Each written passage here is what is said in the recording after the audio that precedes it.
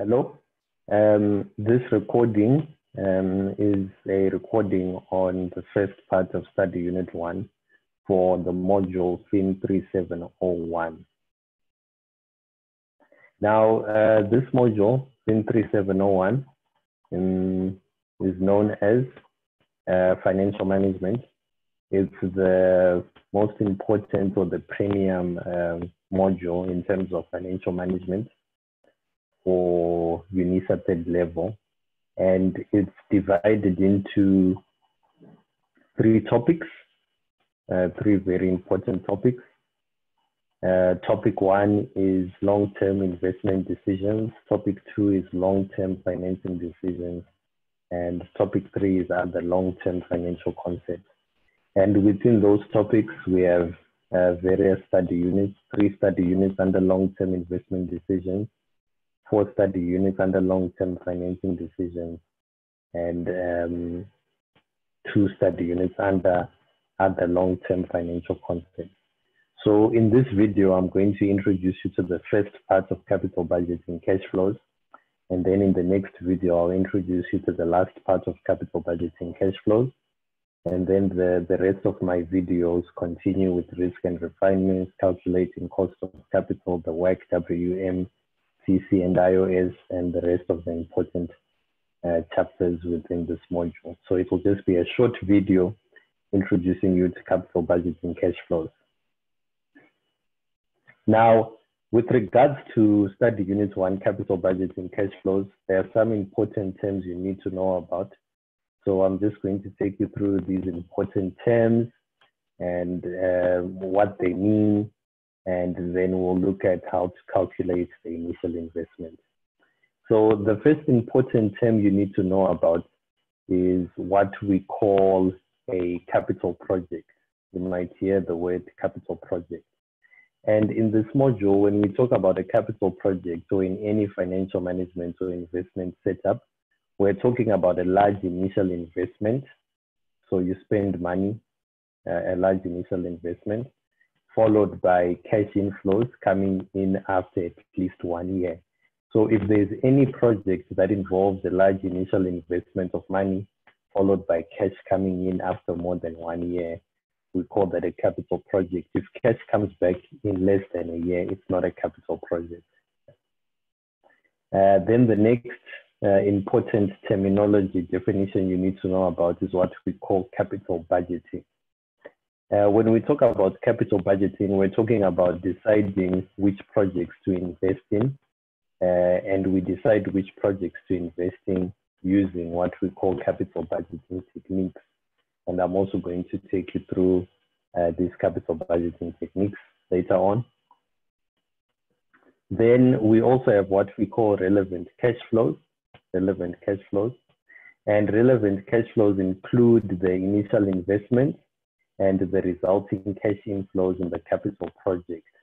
So when we talk about the company spending money and then cash coming in after more than 1 year, there are certain cash flows which are relevant for the analysis, and there are certain cash flows which are not relevant for the analysis. When we're looking at a capital project which involves using money and cash coming in after more than 1 year, the cash flows which are relevant to us for our calculations are what we call the initial investment, which is the money that you spend at the beginning of the project, and the cash inflows that come after you've spent the initial investment. So these are the 2 relevant cash flows. Other cash flows are not relevant. And an example of cash flows which are not relevant are what we call sunk costs. Sunk costs are an example of irrelevant cash flows. So sunk costs, these are irrelevant cash flows, meaning they are not relevant. Sunk costs consist of expenses that occurred before the capital project, and these cash flows can never be recovered. So some examples of sunk costs include marketing expenses, right? Money you spend on marketing because marketing expenses occur before the project, and consultation expenses, right? Now, when we talk about sunk costs, we're talking about expenses that occur before the capital project, and the money can never be recovered. For example, you might do a consultation exercise before you purchase a new building or a new factory. And if you decide not to purchase the building or factory, that money is never coming back. Even if you do decide it's never coming back, it's got nothing to do with the capital project. The recovery of the money has nothing to do with the capital project. It's a sunk cost. It's not relevant. It's not an initial investment.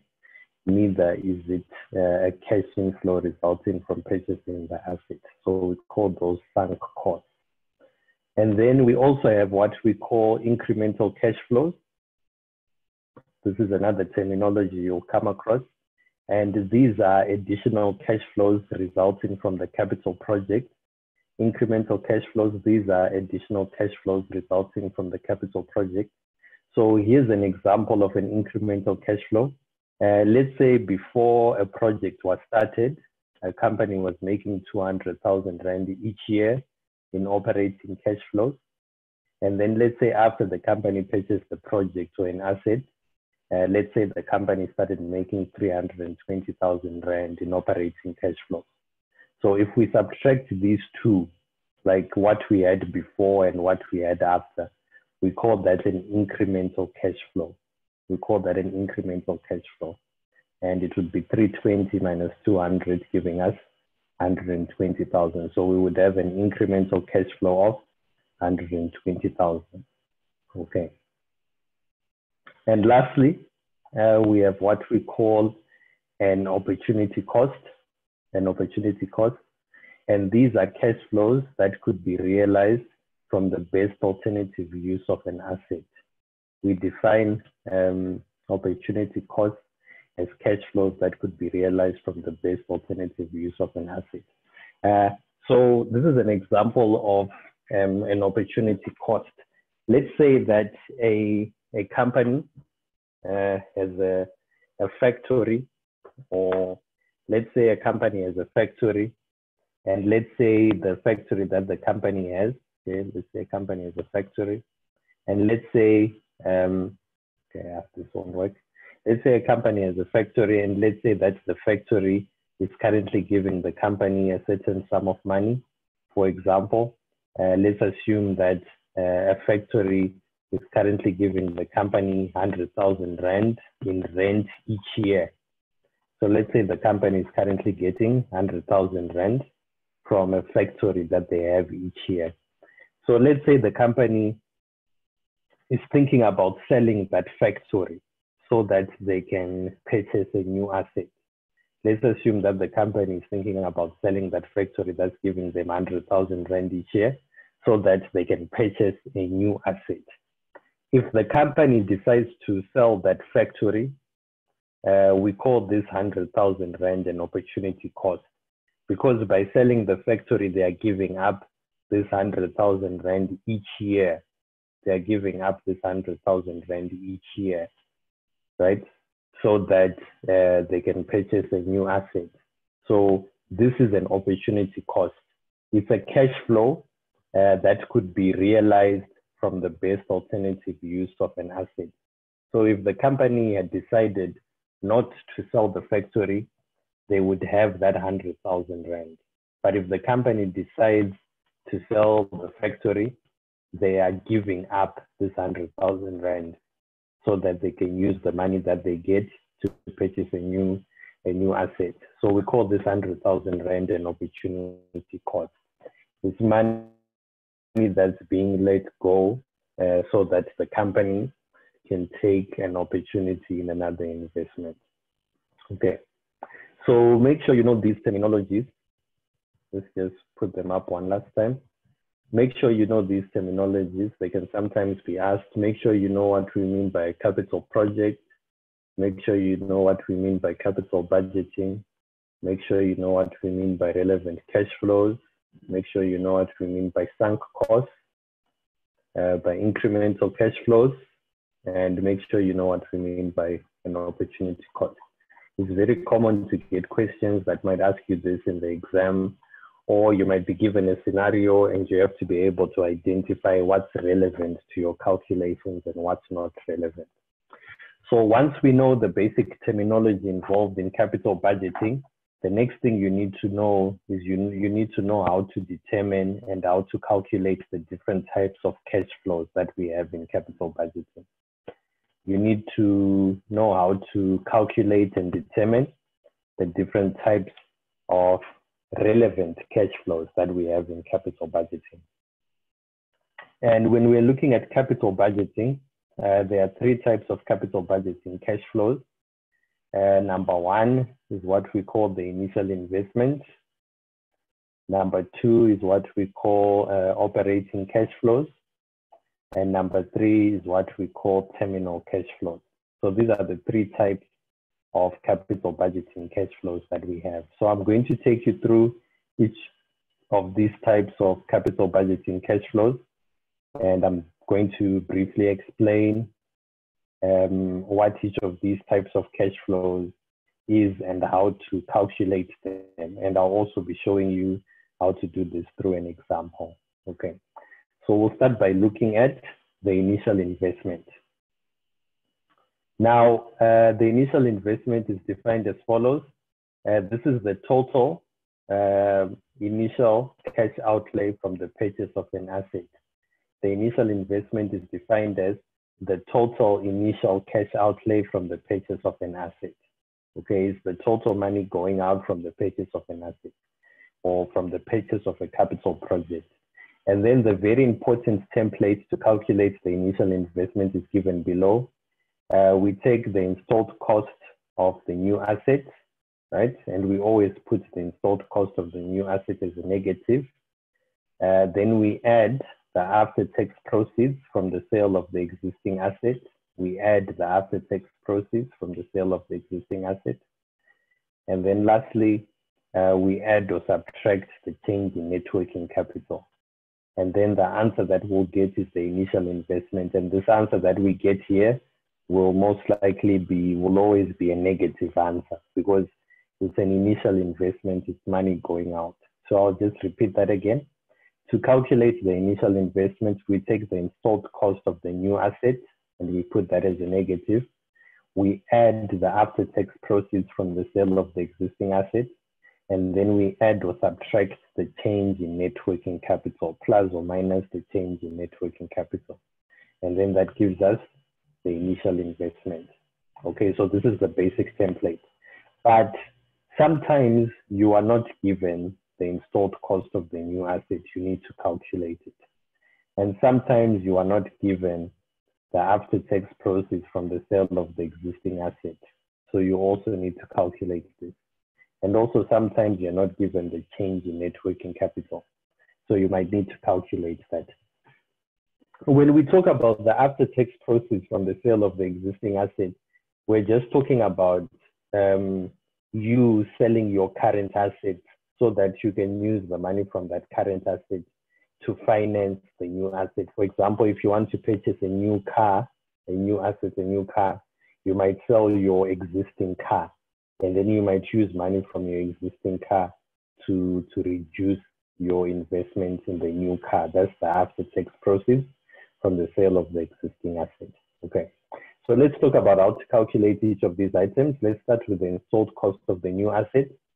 To get the installed cost of the new asset, you simply take the cost price of the new asset plus delivery expenses plus installation expenses. So that's how you calculate the installed cost of the new asset.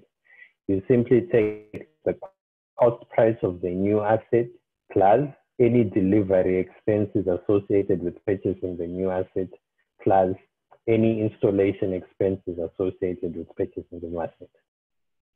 Then, so that's how you calculate this. Then the after-tax proceeds from the sale of the existing asset. To get the after-tax proceeds from the sale of the existing assets, the calculation can be broken down into three parts. If you want to get the after-tax proceeds from the sale of the existing assets, you just take the selling price of the existing asset plus or minus tax, right? If you have a tax expense, you subtract the tax. If you have a tax benefit, you add the tax. So someone might ask, how do I calculate the tax? Sometimes you might not be given this tax. And how do I know whether to subtract it or whether to add it? To get your tax, if it's not been given, to get your tax, you take the selling price of the existing asset minus the book value of the existing asset, multiplied by the tax rate. If the answer is positive, if your calculation here gives you a positive answer, it means that you made a profit. It means that you sold your asset for more than its book value and you made a profit. And if you made a profit, it means you have a tax expense. So it means if the tax that you calculate here is positive, it means when you bring it up to this part, you're going to subtract it because you made a profit and you have a tax expense, right? But let's say we do this calculation for tax and let's say we get a negative answer. Let's say we do this calculation and we get a negative answer. If we get a negative answer, it means we made a loss on the asset, meaning that our book value was more than the selling price. So we made a loss on the asset. And when we make a loss on the sale of an asset, we get a tax benefit. So if we calculate our tax here and it's negative, it means we have a tax benefit. And it means that when we come to this formula, we are going to add the tax. We are going to add the tax. If you sell an asset at a loss, you have a tax benefit. And when we now calculate our after-tax proceeds, it means we add the tax. So that's important. And then sometimes you are not given the book value of the existing asset. To get the book value of the existing asset, you take the cost price of the existing asset. You take the cost price of the existing asset minus the accumulated depreciation of the existing asset, right? So sometimes you're not given this book value. And to get that book value, you take the cost price of the existing asset minus the accumulated depreciation of the existing asset.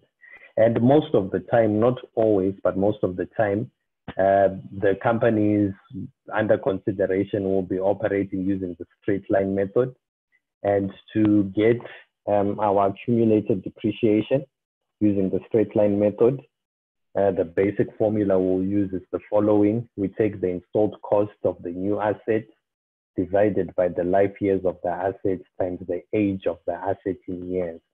So to get the accumulated depreciation, we take the installed cost of the asset, the existing asset, divided by the life years of the asset times the age of the asset in years. Most of the time in this module, your asset is depreciated over its useful life. Like it's depreciated it's depreciated over its life. It's written off. So we can just take installed cost of the asset over the life years of the assets to get the annual depreciation times the age of the asset in years, right? So this will give us the accumulated depreciation of the existing asset. So that's how we calculate the after-tax proceeds. So I've explained to you how you get the installed cost of the new asset and the after-tax proceeds from the sale of the existing asset. Lastly, you need to know how to get the change in net working capital and whether to add it or subtract it. With regards to the change in net working capital, right? The change in net working capital is given by the change in current assets minus the change in current liabilities. The change in net working capital is given by the change in current assets minus the change in current liabilities. So our current assets are things like inventory, trade receivables, cash and cash equivalents. Our current liabilities are things like accruals, trade payables, short-term loans, and bank overdrafts. So if we want to get the change in net working capital, we simply calculate the total change in our current assets, whether the current assets went up or whether the current assets went down, right? So we simply calculate the change in these current assets, whether they went up or they went down. And then we do the same for our current liabilities, get the change, whether the current liabilities went up or they went down. So we take the total change in current assets minus the total change in current liabilities, and that gives us the change in net working capital. Now, if this change in net working capital is positive, it means that money went out to purchase current assets. So we subtract let's say we calculate our change in net working capital and we get a positive answer. It means that the company spent money to purchase net working capital. So it means when we come to our template right here, we subtract. Remember, we said add or subtract. If change in net working capital is positive, we subtract because it means the company spent money purchasing inventory, investing in trade receivables and other expenses. So it means that money went out of the company, right? On the other hand, if the change in net working capital is negative, it means that money came into the company. It means that money came into the company from finance in the form of current liabilities, so we add. So if we do this calculation right here, and if we find out that the change in net working capital is negative, it means that money came into the company. It means that our current liabilities, the change in current liabilities is more than the change in current assets, is positive net working capital. And if our net working capital, resulting in a negative net working capital, and if our net working capital is negative, it means we add. It means when we substitute into this template, we are going to add the change in net working capital. And then we can do that calculation and it will give us the initial investment. Right. So that's the first video, right? The first video just explaining how we go about with regards to calculating the initial investment, right? In the second video, the video after this, I'm going to take you through example, an example, question 1.1 from assignment 1, semester 1, to show you how this calculation of the initial investment is actually done. So maybe you can just go through this video again to just really understand the template and everything involved in calculating the initial investment. And then in the next video, I'll take you through an example based on question 1.1 from assignment 1, semester 1, 2020. Okay, thank you.